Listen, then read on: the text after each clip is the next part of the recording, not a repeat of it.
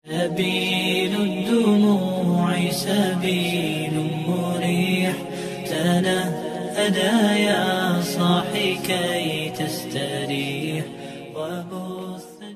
Itu ada sisi uniknya. Kalau menamai penjajah itu musta'marin atau al-isti'mar. Isti'mar itu meramaikan dunia. Karena memang bangsa kita dulu itu ya aneh. Tapi nak sampean rasani teman-teman ya kualat itu babai jenengan. Kita ini dulu memang ya agak aneh. Belanda itu sudah penjajah, tapi sama buyut-buyut kita dipanggil Doro. Bisa kamu bayangkan kiai saat itu untuk mengingatkan masyarakat pentingnya melawan Belanda. Wong manggil Belanda saja Doro tuan. Terus kemudian kita berfatwa melawan Doronya. Jadi benahi ilmunya saja itu sak penggawean kira-kira. Jadi ngelola orang bodoh itu ya kangelan. Enggak dikelola itu bangsa kita, dikelola itu ya rodok goblok banget. Wong ngundang penjajah apa? Doro. Jadi itu PR besar. Tapi kiai itu punya seni untuk memberi penjelasan. Makanya di antara kelebihan ulama itu pasti warasatul anbiya itu di fatona ada unsur kecerdasan. Cerdas itu seni mengelola pikiran manusia, itu namanya cerdas.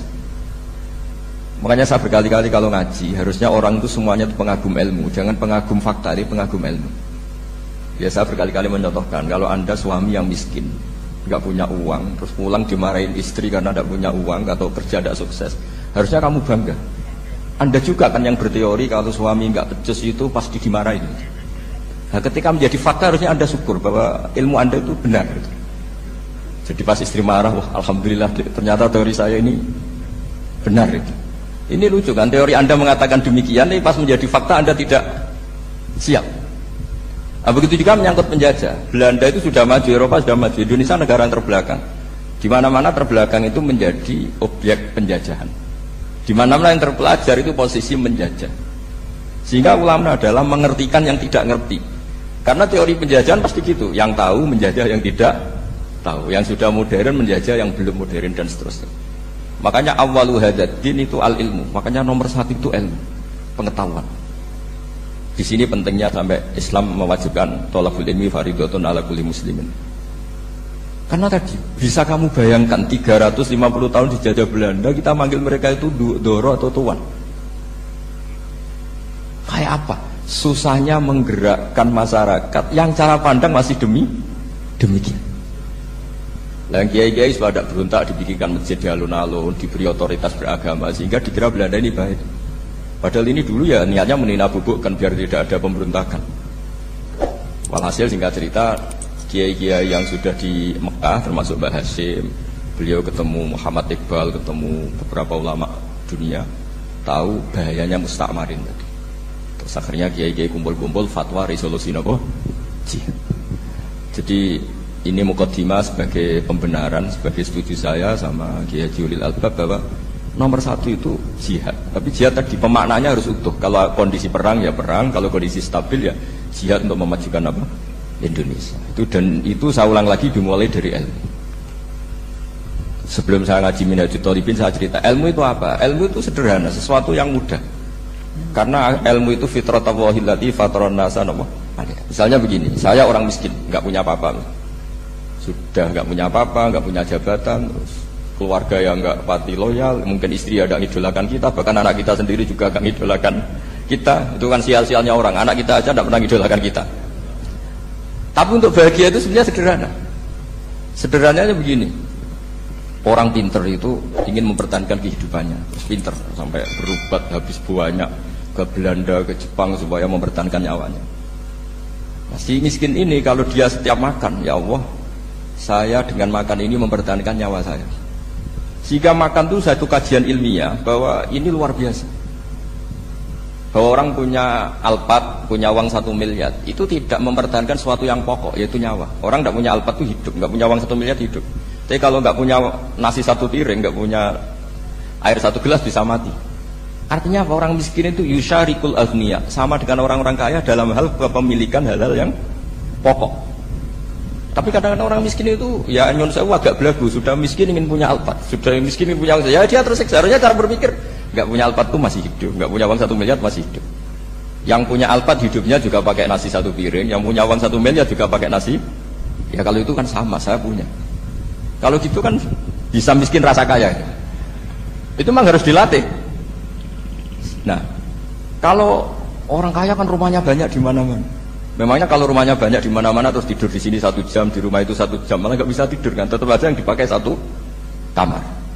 Itu gunanya apa punya rumah banyak? Setidaknya zaman miskin itu dia berpikir gunanya apa punya rumah banyak untuk dipakai ya hanya 1. Meskipun suatu saat kalau dia kaya juga berpikirnya agak rubah. Ya penting punya rumah banyak biar kemana-mana punya rumah, nggak apa-apa. Tapi sementara masih miskin jangan berpikir seperti itu. Lah yang menjadi miskin kacau kan sudah miskin berpikirnya gaya orang kaya. Itu kecelakaan itu. Lah itu ilmu, maksud saya itu ilmu. Sehingga dulu Nabi ngajari orang miskin itu sederhana. Ketemu orang miskin sama Nabi diajarkan. Nabi diantara ajarannya begini.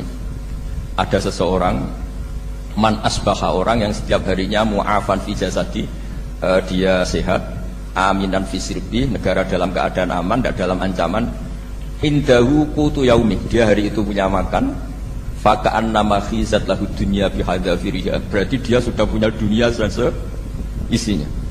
Karena polanya sama. Buat Presiden Amerika itu yang untuk mempertahankan nyawanya ya makan pokok dan minuman pokok, bukan jabatannya sebagai presiden atau punya uang triliunan. Orang paling kaya di Indonesia juga gitu, untuk mempertahankan hidupnya juga dengan makanan pokok. Dan itu orang miskin punya.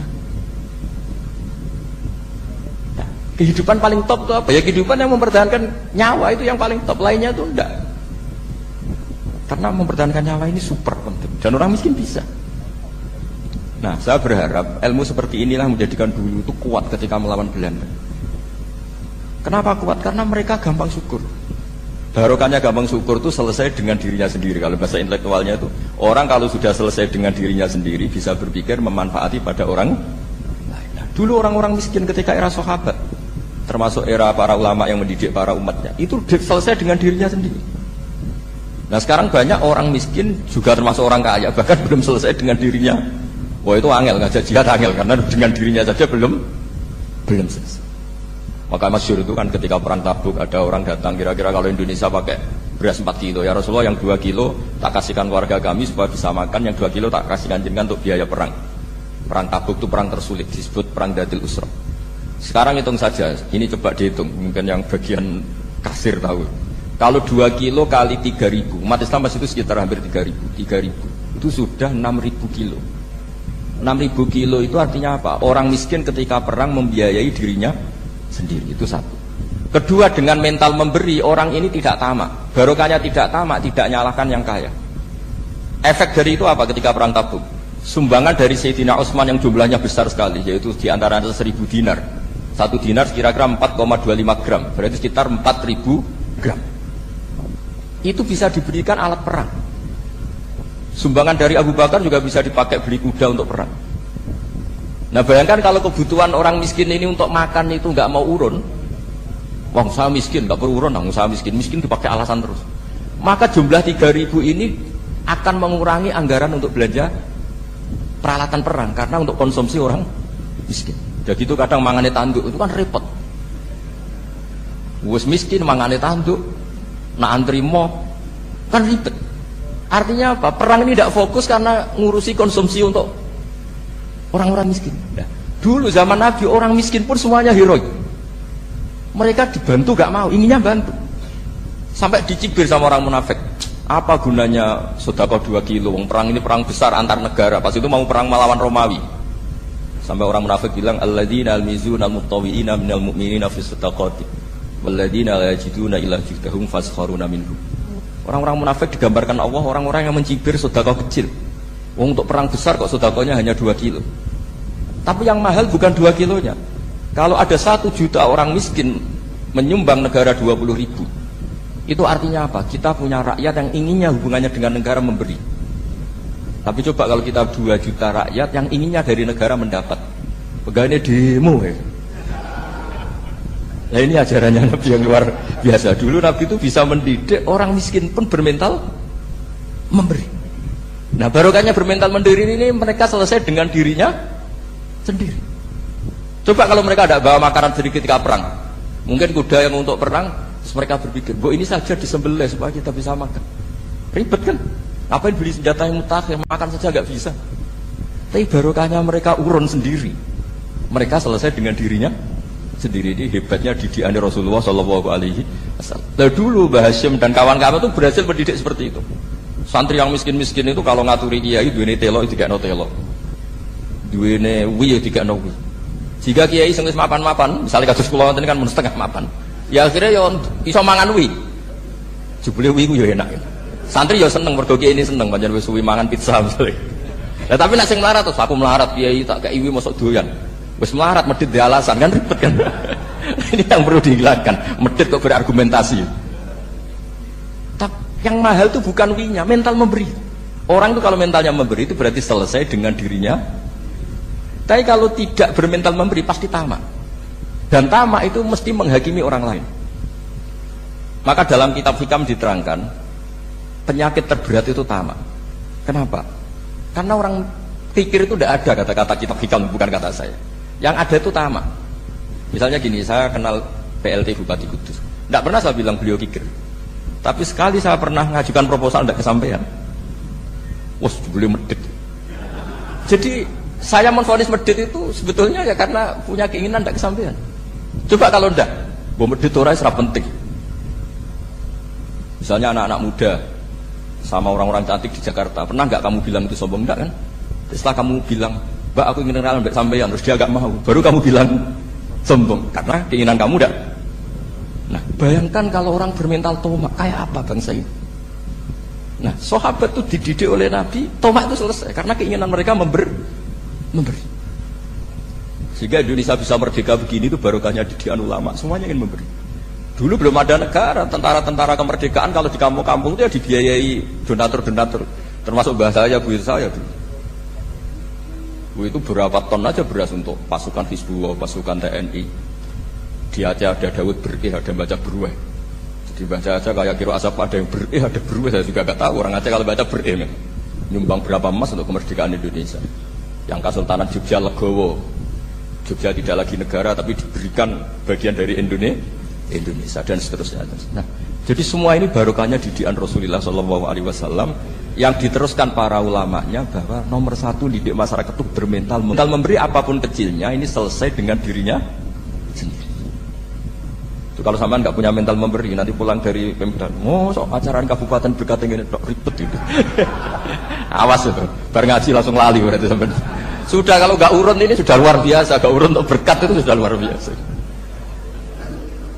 Jadi itu yang makanya Nabi itu Quran dimulai wa mimma razaqnahum yunfikun. Quran mengajarkan bermental memberi yunfikun. Nabi berkali-kali ngulang al yadul ulya khairum al yadis sufla.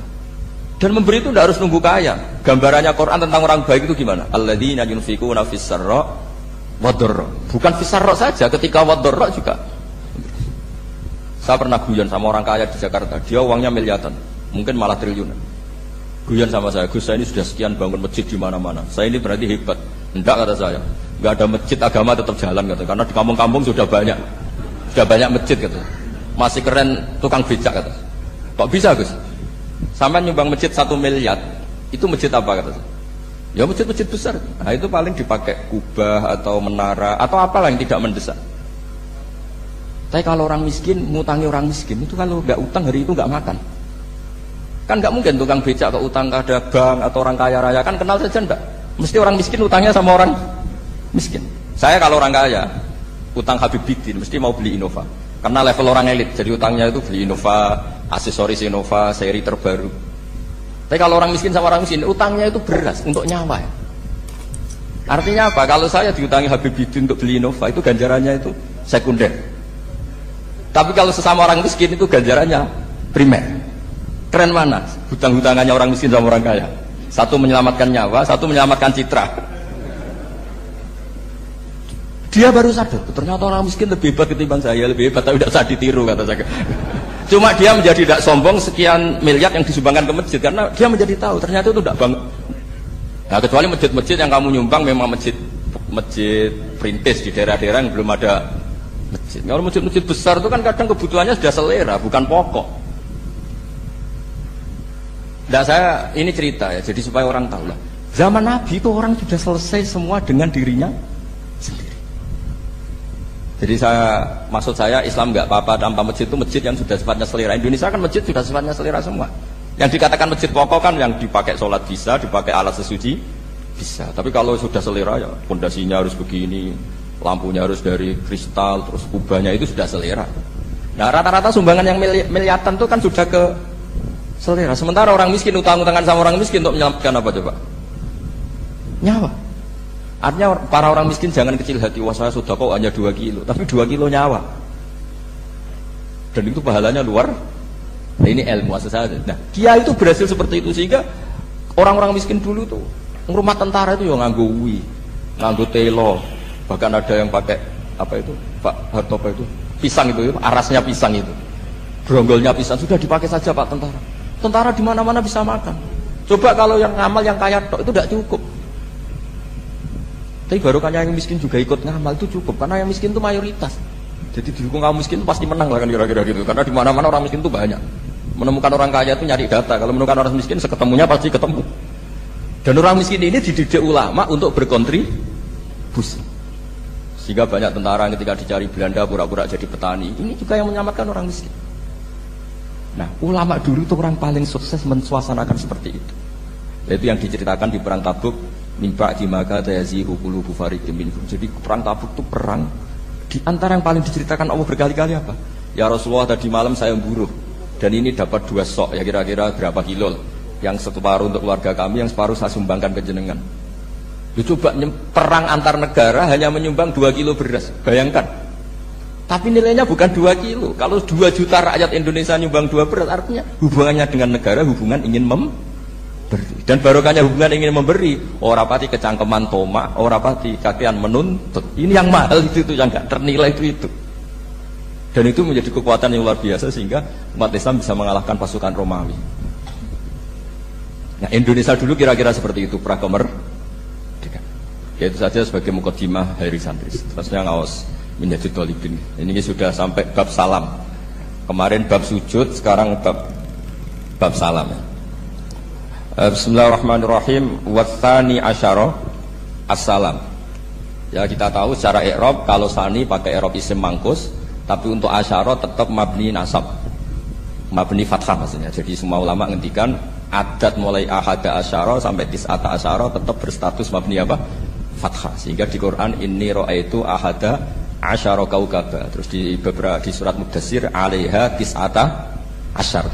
Padahal itu jadi mubtada muakhar.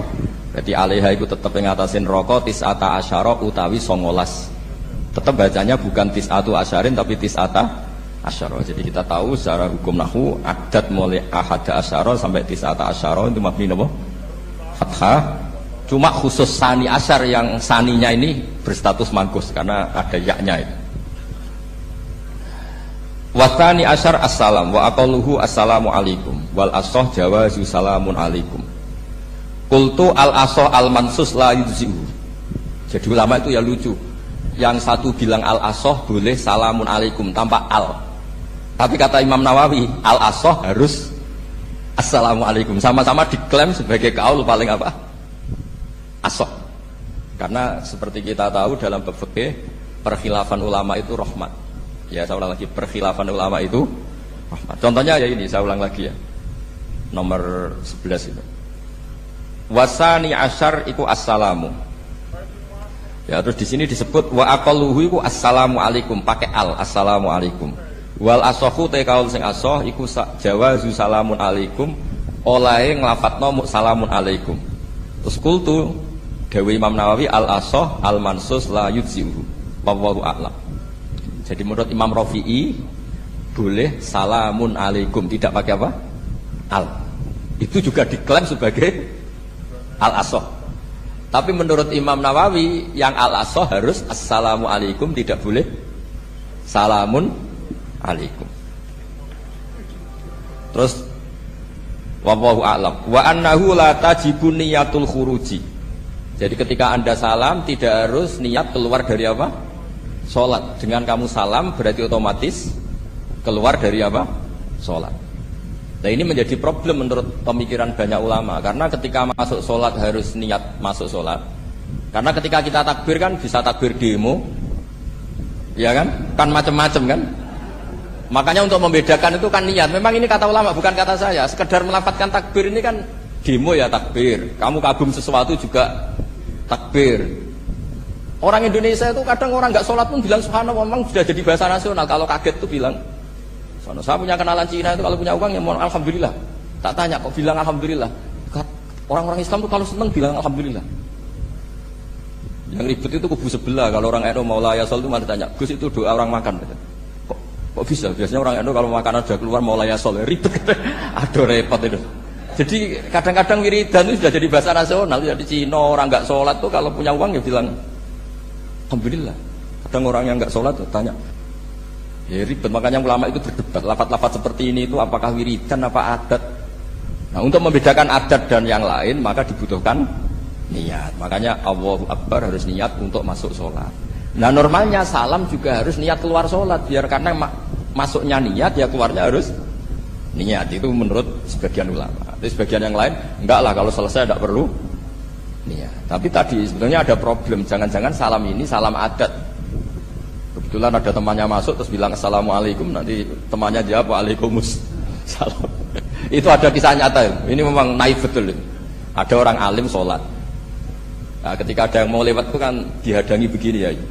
Jadi dihadang gini ya, itu Habibin. Yang lewat itu karena saking nggak pernah yang ngaji malah tidak salaman. Kagetnya bukan main itu. Ada orang sholat, ada orang mau lewat. Kan kesunatannya dihadang begini. Sisi ini santai saja malah nggak ada salaman. Terus ribet, ngadepi orang nggak tahu itu ribet. Ya tambah bingung kan, diliwati saja bingung, apalagi sekarang diajak salaman.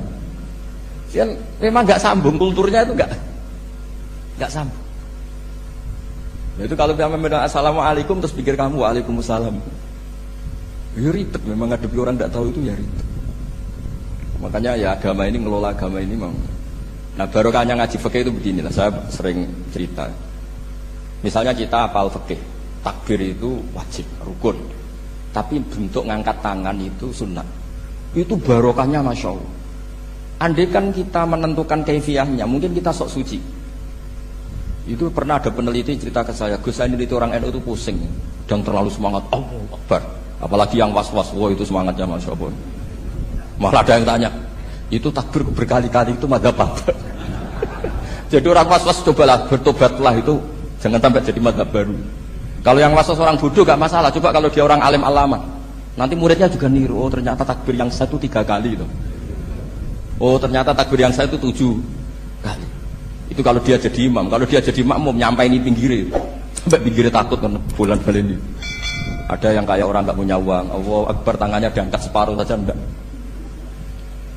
Itu kan, tapi itu enggak ngefek di Indonesia karena dari awal kiai-kiainya ngajarin ngangkat tangan itu nah caranya juga agak ditentukan, terserah kamu. Begitu juga posisikan tangan itu juga sunat. Sehingga kalau sampai ke Turki atau kemana-mana itu ada yang kayak orang baris, ya kan? Habis takbir ya sudah. Ada yang sendakap, sendakapnya beda-beda. Ada yang nutupi iga yang hilang katanya, sampai begini. Ada yang santai begini. Oh pokoknya nggak jelas.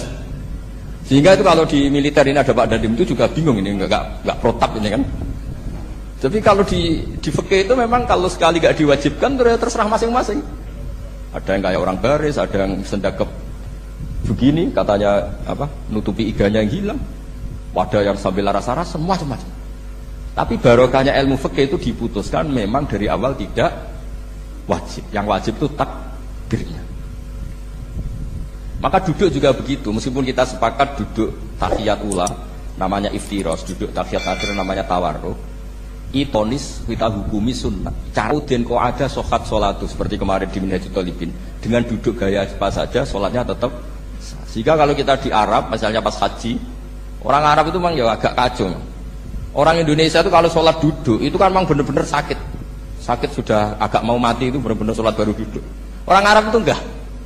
Sholat duduk pakai kursi. Sof itu enggak ada orangnya, ada kosong. Itu jalan kaki, kursinya di bawah. Membawa kursi kuat, sholat duduk.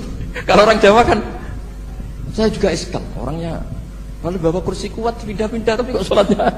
Kalau orang Jawa agak kebayang, kalau sholat duduk emang bener-bener sakit. Terus saya pernah ditanya lagi sama orang, Gus di Mekah itu kok banyak orang bawa HP terus kalau ditelepon diangkat soli itu madzhab apa? Madzhab geblek terus. Tapi ini kan orang Arab, kan seakan-akan terus mewakili internasional kan karena pusat banyak tuh. Ditelepon digoleki telepone wong sae wakeh golekine tok wis kangelan ya. Puareng ketemu soli pate. Nah, kita akan diajarin di kiai Indonesia kalau itu membatalkan apa? Salat. Jadi ribet. Nah, barokahnya kitab-kitab seperti ini meskipun kita di Indonesia itu mengikuti panduan yang diarahkan atau yang dibagukan oleh ulama-ulama. Nah, Indonesia itu makanya berkah. Saya sering ketemu ulama Makkah itu kalau muji haji Indonesia luar biasa. Bukan sekedar sopannya. Memang cara hajinya itu nyari kaul yang disepakati itu sah. Karena memang dilatih KBIH, dilatih Kemenak, masih dilatih kiai setempat. Meskipun niatnya ya kadang nggak baik. Saya pernah tak tanya, kenapa kamu latihan haji sebegitu? Kalau sholat kok enggak? Sholat gak sah, gak apa-apa, Gus gak bayar, kita haji. Oh, dia itu sholat bedino ratau kursus baik kulon. Bareng apa kaji oleh takok tak takok. Oh, sholat kira tahu takok, nak kaji kok takok. Nak sholat rasa gak iman, Gus gak bayar, kita haji. Sebenarnya kurang ajar kata saya. Jadi ternyata sekarang terkuak. Kenapa orang-orang awam tuh kalau kaji kok semangat belajar? Semangatnya sama dengan sholat apa di bawah haji jauh sholat itu? Berpuluh-puluh tahun sholat itu dengan gaya yang nggak ada perkembangan. Tapi haji pisan langsung keren. Ternyata karena bayar ya. Apa perlu ditiru sholat harus bayar supaya ini supaya. Ya itu alasannya itu. Nah, haji rasa berat Gus, apa? Bayar Gus. Nah sholat rasa nggak bayar wae maksudnya. Padahal kalau kita ngikuti as-sholat imaduddin, sholat dengan haji itu afdal mana? Afdal sholat, harusnya lebih serius belajar sholat ketimbang belajar haji. Tapi setahu saya nggak ada kan KBIS itu, kelompok bimbingan ibadah sholat. Jadi ini kritikan saya, semoga didengar ya, cobalah. Padahal ini Raden Asnawi dikarang pesolatan supaya orang sholatnya benar ya, sholatnya benar. Ya jadi ngaji fikih seperti ini setidaknya Anda menjadi tidak mudah mengadili orang lain bahwa sholat itu yang takbir tok yang wajib. Misalnya baca ya Fatihah tok, sehingga kalau ada imam lupa baca surat ya gak apa-apa, memang dari tidak wajib. Jadi pemilahan wajib dan tidak ini penting supaya tidak menghakimi pada yang lain. Jangan sampai perilaku kesolehan itu menjadi bentuk yang mengadili, nggak boleh. Itu Pak Kapolres, kalau di ilmu fikih itu ada ulama penjaga ilmu itu ekstrim-ekstrim. Dulu ada sahabatnya Nabi namanya Jabir bin Abdillah, ini ada di kitab Bukhari, di kitab sholat. Ya maksudnya al-ilmu tentang sholat. Itu semua yang di masjid itu sudah pakai jubah, pakai gamis. Kalau orang Indonesia mungkin ya pakai hem, pakai baju batik, pakai. Itu dia datang malah gamisnya dicopot, gamisnya dicopot, imamannya dicopot, terus tinggal pakai satu sarung, terus dicancang di sini. Akidan bena torofaihi ala atik, dicancang begini. Kayak cerita-cerita di perang pahlawan itu. Hanya dengan pakai sarung satu dikalungkan gitu. Terus ada orang-orang tabiin bilang gini, ungzuru ila ashabi Rasulillah, ini sahabatnya Nabi kok sholat dengan cara seperti itu, enggak islami banget ya, enggak keren banget lah. Terus kata Jabir bin Abdillah, saya sengaja melakukan ini supaya kamu tahu bahwa batas aurat yang dimaksud Nabi seperti ini. Shalla Rasulullah sallallahu alaihi wasallam fi izarin wahid, akidan baina tarafaihi ala atiki. Saya pernah melihat Nabi sholat seperti saya ini. Tapi barokahnya itu akhirnya diketahui kalau batas auratul rajul hanya mabena surah war rubah. Andai kan tidak ada perilaku Jabir seperti ini, orang akan ngira bahwa syaratnya sholat itu harus pakai jubah, syaratnya sholat harus pakai hem. Akhirnya orang-orang yang kebetulan tidak pakai jubah, tidak pakai hem bingung. Misalnya dia katoan seperapat, pakai kaos, neng tengah hutan, rasa sholat, ngaku ranggo jubah, ribet kan? Artinya apa? Ilmu ini harus dijaga konstitusinya, barokahnya perilaku Jabir ini. Orang tahu batas aurat. Jadi yang lainnya itu mukamilah atau kesunatan. Nabi juga seperti itu. Semua sahabat itu tawaf itu musyatan berjalan. Tapi Nabi sebagai tokoh dan pas itu sehat. Saya ulang lagi, pas itu sehat. Ini hampir semua ulama bilang pas itu Nabi sehat. Nabi malah naik unta. Itu kata Imam Nawawi dalam kitab Masmur. Nabi naik unta itu lebih afdol ketimbang yang jalan. Padahal trennya ibadah kan al-ajur bi qadrit ta'am. Karena apa kata Imam Nawawi? Itu menjadi konstitusi ilmu bahwa syarat sahnya tawaf tidak harus jalan. Andaikan Nabi saat itu kok ikut jalan, maka dikira di antara syarat sahnya tawaf harus jalan. Maka kita kebingungan ketika pakai kursi roda karena tidak punya rujukan hukum. Ini barokahnya Nabi pakai berkendara, orang menjadi tahu oh Nabi itu berjalan itu tidak menjadi syarat sah. Berkendara juga boleh. Ya ada juga sahabat yang sengaja omong-omongan, maksudnya tawaf kan kudunya menang wiridan, tapi ada aja omongan untuk menunjukkan kalau ngomong itu tidak membatalkan tawaf. Sampai seperti itu ulama menjaga konstitusi.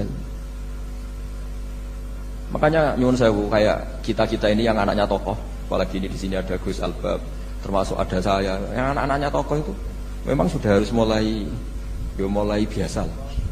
Karena dulu kalau soleh kebanget, itu yang ngel-ngel orang. Abu Bakar, saya tak cerita Abu Bakar itu soleh banget.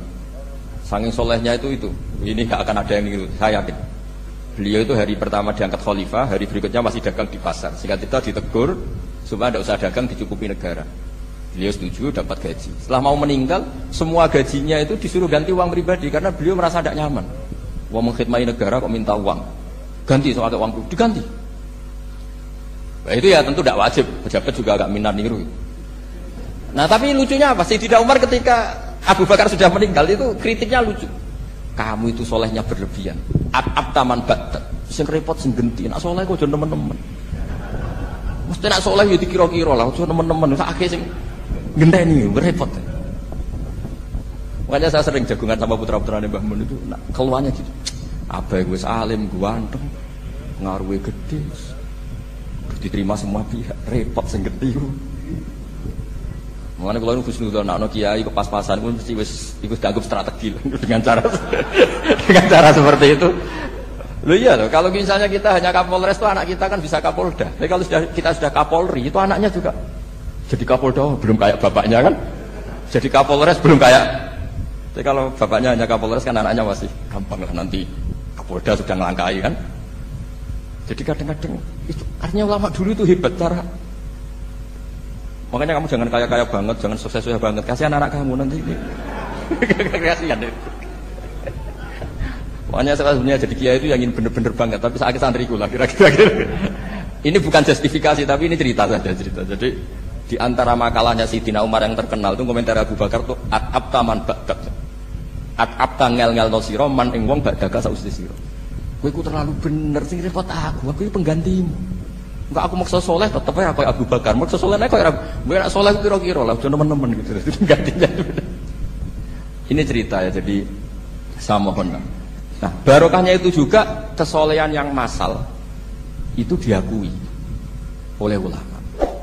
Termasuk begini misalnya nyuwun sewu, Nabi itu menyebut kesolehan itu ya termasuk wa fi buti ahadikum sedekah. Kowe ngloni bojomu ya sedekah. Ayati ahaduna sahwatahu wa walahu ajrun. Masa urusan itu dapat pahala ya Rasulullah? Jawabnya Nabi enteng. Ali salawadu aha fi haramin akana alaihi wisrun. Kalau dia begitu sama selain istrinya kan dosa. Berarti kalau sama istrinya ibadah, tidur ya ibadah, kumpul istri ibadah, bercengkrama sama keluarga ibadah. Akhirnya ulama bikin satu hukum yang luar biasa. Di antara hukum yang di kitab usul fikih itu begini. Mubah itu tidak ada. Itmamin mubahin illa wa yatahaqqaqu bihi tarku haramim ma. Fa'il zamu minas sukun tarkul qatli wa minas sukut tarkul qadzaf wal ghibah. Sehingga kita ulama misalnya melihat orang kampung sekatokan seperapat ning omah ngomel mbek bojone, mbok ngomel mbek anake, ini luar biasa karena tidak di diskotik, tidak di tempat-tempat yang seperti itu. Ana wong ning omah nglamun rokokan wis delok tikus liwat misalnya. Lumayan ra delok gambar porno. Itu ada ulama yang berpikir itu karena tidak ada sesuatu yang mubah kamu lakukan kecuali saat itu Anda meninggalkan keharaman. Makanya kata ulama mubah itu tidak ada karena saat melakukan mubah artinya Anda tarkul haram. Wa tarkul haram wajib, berarti fal mubah wajib. Sehingga ulama misalnya sampean turu mulai barisan nanti subuh, hadza taraka zina wa taraka sariqah wa taraka kadza wa kadza. Semoga malaikat pakai usul fikih itu. Kalau malaikat pakai usul fikih itu kamu tidur habis isya sampai subuh hadza tarakal ma'asi kasirah. Lah yang ribet kalau malaikatnya bagian khusuk. Hadza tarakat tahajud wa tarakal witra wa tarakal itu ribet itu. Nah, kita semoga malaikatnya yang percaya pendapat tadi. Jadi ada dua pandangan, ada ulama mengatakan mubah itu tidak ada karena tidak ada orang yang sedang melakukan mubah kecuali saat itu pasti meninggalkan keharaman. Makanya ini sirinya kenapa dulu kiai-kiai top itu sering jagungan. Orang tahu semua lah, Mbah Zubair seneng jagungan, dulu Mbah Tur ya sering jagungan di depan Masjid Menara. Karena ingin mensuasanakan bahwa untuk menikmati hidup itu tidak harus dengan keharaman. Jagungan mbek kanca ya seneng, gejul-gejulkan mbek kanca ya seneng. Ini anggap saja perlawanan terhadap supaya tidak nikmati maksiat. Wa qutbu hadaddin al-istidzad bil mubahat kata Imam Ghazali. Inti beragama ini adalah nikmati sesuatu yang dihalalkan oleh Allah Subhanahu. Coba ketika orang lain bisa nikmat kalau harus ke tempat-tempat maksiat. Kamu cukup nikmat ketemu kanca gejul-gejulkan zaman mondok padha mlarate. Terus diterusno saiki yo jek mlarat cocokan mlarat. Itu kan keren loh. Keren. Sisi tok diusir mertuane, tok diusir ipene terus cocokan. Lah kowe piye Kang gak apa-apa sabar kabeh kodok-kodar wae yo Kang. Oh itu ibadah yang luar biasa. Mergo ridho sama kodok nah macam kiai pas-pasan naik kan. Tapi ya jangan lihat tarokal witro wa tarokat tahajud, tapi kamu juga harus lihat tarokal dahab ila nikla wa tarokat dahab ila mahalil mak. Ya mbok yo sekali-kali muji orang susahnya apa sih? Suudzon itu dikurangi, sekali-kali muji orang lah. Jadi kalau ada orang tidur handa tarokal maasi, alhamdulillah. Meskipun ya rada damak-amuk sithik tarokal maasi wa tarokat taat. Ya sudahlah enggak apa-apa lah tapi. Nah di sini terus kualitas. Nah dengan cara itu Anda bisa membaca Quran secara fasih. Wa min ayatihi manamukum billaili wan nahar. Kenapa sekedar tidur kok dianggap wa min ayatihi? Di mana-mana ayat itu kan hal-hal yang luar. Ini tentang tidur saja kok dianggap ayat. Itu bisa dimaknai keren kalau Anda pakai kaidah usul fikih, yaitu dengan tidur berarti Anda meninggalkan sekian maksiat. Sehingga disebut wa min ayatihi manamukum billaili wan nahar. Nah saya berharap konstitusi seperti ini jalan terus. Ya saya baca ya sampai salam selesai. Wa akmaluhu assalamualaikum warahmatullahi marroten yaminan wasimalan. Multafitan fil ula hatta yura khadduhul aiman. Tapi itu hanya akmal ya. Jadi ukuran paling sempurna kalau salam itu melengak ke kanan sampai dengan pengandian ini bisa dilihat dari belakang. Tapi tetap saja itu ukuran apa? Akmal, tidak menjadi syarat sah. Jadi ya sampai melengak gini sampai kira-kira terlihat dari apa? Belakang. Tapi ukuran itu tetap akmal hatta yura khadduhul aiman. Wa fisaniyah satruse alisa terus nawiyan assalam alaman an yamini wa yasari minal malaikati. Dia meniatkan salam itu kepada orang-orang di sisi kanannya mulai malaikat dan manusia dan jin. Wayan wil imamu assalama alal muqtadin wa hum arradda alaih wa hum yanwauna napa arradda alaih. Jadi wahum yanwuna arradda alaih. Jadi imam niat salam untuk makmum, makmum niat membalas salamnya apa? Imam. Tapi itu saya ulang lagi hanya akmal. Terus asal isya asar tartibul arkan kama dzakarna. Jadi pentingnya, jadi jangan kira terus ngaji kalau wasunanuhu wa akmaluhu tidak penting, itu penting sekali. Barokahnya status akmal dan sunnah ini kita tidak mudah menvonis orang lain karena kita tahu ibadah itu hanya berstatus sunnah. Coba kalau nggak ada ketentuan itu, kita akan mudah menyalahkan orang. Salam kok orang melengak blas itu sholatnya sah atau orang? Padahal dari awal melengak itu statusnya hanya sunnah. Kemudian untuk penutup supaya ini clear ya, saya pernah baca di Syarah Bukhari yaitu Fathul Bari. Nabi itu kalau setelah salam itu mukbilan biwajihi alal hadirin. Jadi Nabi langsung menghadap ke timur, andikan Indonesia menghadap langsung ke timur. Tapi uniknya para syurahul Bukhari itu menganggap itu tidak satu sunnah yang tidak jadi satu sunnah yang permanen. Tapi kata para syurahul hadis, siapapun boleh melakukan gerakan yang bisa memaklumatkan kalau sholat itu selesai. Saya ulang lagi ya, jadi Nabi menghadap ke timur kalau di konteks Indonesia itu sebagai bentuk maklumat, ini loh sholat saya sudah. Karena takutnya apa? Orang yang dari jarak 2 kilo 3 kilo ingin makmum sama Nabi. Andai kan Nabi tidak menghadap ke timur, tetap posisi seperti sholat menghadap ke kiblat, maka orang dari luar mengira Nabi fi sholatin. Ya, Nabi masih dalam. Bahayanya apa? Kalau orang ini langsung takbir, usolli fardhu zuhri, misalnya makmuman, ternyata Nabi sudah sholat. Berarti sholatnya enggak sah. Kenapa? Irtibatus sholat atau robtus sholat biman huwa laisa fi sholatin. Dia menggantungkan sholat dengan orang yang sudah tidak, dan itu bahaya sekali. Masa kamu sholat, makmum sama orang yang sudah tidak. Nah semenjak itu terus ada aturannya ulama, siapapun yang jadi imam harus memaklumatkan diri dengan cara apa saja supaya menunjukkan kalau sholat itu selesai. Makanya adat kiai-kiai kita tetap menghadap kiblat tapi namanya astagfirullahaladzim. Itu sebetulnya memaklumatkan. Lho nak niat banter nyentak pangeran usah istighfar gianer gak sopan blas astagfirullahaladzim. Itu sebetulnya itu memang maklumatkan iki lho jong salat wis bar. Nak kowe ape makmum masbuk sing ijek salat atau makmum aku gitu. Sada yang separuh-separuh ya tidak madhep wetan, madhep kulon, madhep ngalor. Itu ya sedengan itu maksudnya sedengan. Karena memang kata Surahul Bukhari butuhnya itu apa? Imam punya gerakan yang menunjukkan kalau sholatnya itu selesai supaya nggak dikira fi sholatin kemudian ada yang mak. Ya clear ini ya. Jadi tidak perlu diperdebatkan kenapa sih ada yang menghadap timur, ada yang menghadap ke utara, ada yang tetap menghadap ke kiblat. Itu nggak perlu diperdebatkan. Itu semuanya ada ilmunya, yaitu filosofinya apa? Ada gerakan yang menunjukkan kalau dia sholatnya selesai supaya tidak ada yang ikut. Sekali ada yang ikut berarti nanti apa? Rabtus sholati biman laisa fi sholatin, yaitu menggantungkan sholat dia dengan orang yang hakikatnya sudah ada sholat. Ya nyuwun ngapunten sanget. Assalamualaikum warahmatullahi wabarakatuh. Baca kitab teksnya Mbah Hasyim. Bismillahirrahmanirrahim. Alhamdulillahirabbil alamin wassalatu wassalamu ala sayyidina Muhammadin asyrafil mursalin wa khatamin nabiyyin wa ala alihi at-thayyibin wa ashabi at-tahirin ajmain amma ba'du. Saya langsung ke poin ya, bahwa orang yang sudah meninggal itu statusnya itu terserah anak cucunya. Sehingga ini masalah besar.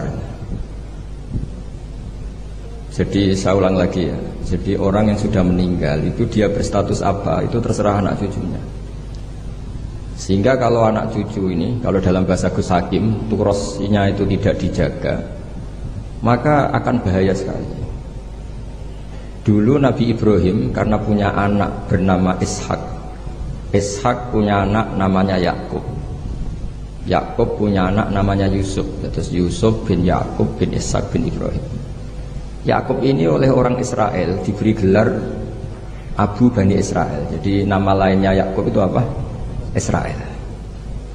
Sehingga ketika beliau wafat dan kebetulan di negara Israel itu diberi bendera Israel. Dan karena Israel itu identik dengan Yahudi, seakan-akan Ibrahim itu ya pendiri Yahudi.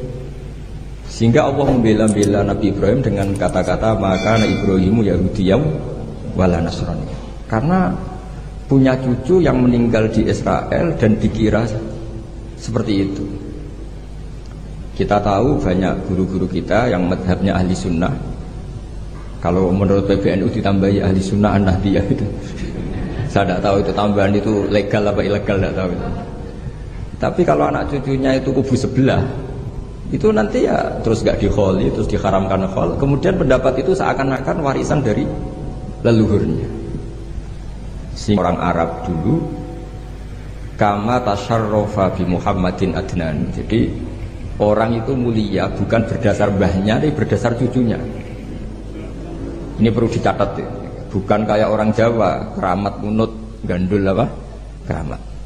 Saya yakin andaikan Mbah Zubair tidak punya putra sebesar Mbah Mun, mungkin yang datang ke kholnya juga sedikit. Orang juga nggak bahas lagi Mbah Zubair. Baru kaca punya putra Mbah Maimun, punya murid Mbah Sahal dan yang lain-lain, orang bahas lagi Mbah Zubair. Andaikan Mbah Hasyim tidak punya murid sekali bertokoh-tokoh kayak Mbah Siddiq, abahnya Kiai Haji Ahmad Siddiq, Kiai Satori di Cirebon dan beberapa kiai termasuk Mbah Dowi, mungkin orang juga agak bakas Mbah Hasyim. Andaikan orang enggak Mbah Hasyim tidak punya putra Gus Wahid, tidak punya cucu, tidak punya menantu kayak Mbah Ahmad Somali yang ngarang Sorop, Mbah Muhaimin yang mendirikan Darul Ulum di Mekah, juga orang tidak akan bagi bakas Mbah Hasyim. Apalagi kalau cucunya terus kedonyan, terus pondok di pabrik, istaqobbalallahu minna minkum taqabbal ya karim. Nah, terus anak ini kan sehingga, nah di sini nih kritiknya Imam Syafi'i terhadap murid-muridnya Imam Les. Itu tidak ada orang ahli fikih sepinter Imam Les. Imam Malik itu dalam fikihnya itu pinter Imam Les. Sehingga Imam Syafi'i yang muridnya Imam Malik pernah ngendikan Al-Laitsu afqahu min Malik illa annahu daya'ahu ashabu. Imam Les itu lebih ahli fikih ketimbang Imam Malik. Tapi sing kurang ajar murid-murid. Daya'ahu ashabu. Murid-muridnya tidak mendokumen mazhab-mazhabnya Imam Les. Akhirnya indiros itu hilang. Ini saya cerita dulu. Nanti nah, Bapak saya Kiai Haji Nur Salim itu cita-citanya hanya satu, aku kepengen hafal Quran kayak hafal Fatihah, dan itu kesampaian. Beliau dulu dekat sama Mbak Adnan Ali di sini. Saya dengan Gus Kiki ini dengan Gus Hakim juga senasab karena ya sama-sama zuriyah Mbah Sambu. Ya ada Lek kalau saya manggil Lek Laili ini. Saya seperti kaidah ya, kalau nggak pernah sepuh itu haram undang saya, ini harus dipegang. Karena ya agak kurang ajar lah, wong nggak lebih sepuh kok ngongkon itu kan nggak sopan. Jadi tapi kalau lebih sepuh ya saya nurut. Tapi begini, saya beri sekian contoh kualitas karangan. Ini yang mungkin alpa dari Mahat Ali. Ini saya tegur, betul-betul saya tegur. Dan ini niat saya baik. Saya sering meneliti karangannya Sayyid Muhammad, banyak dan saya baca. Itu selalu wa sahbihi ajmain. Di sini Mbah Hasyim juga menghentikan wa ashabihi at-thahirin ajmain. Fa inna hadhil kalimata kalimatun fariqatun bainana wa bainas syiah. Fa inna nukrimu jami'as sahabah wa hum yukrimuna sahabiyan wa ahanu sahabiyan akhar.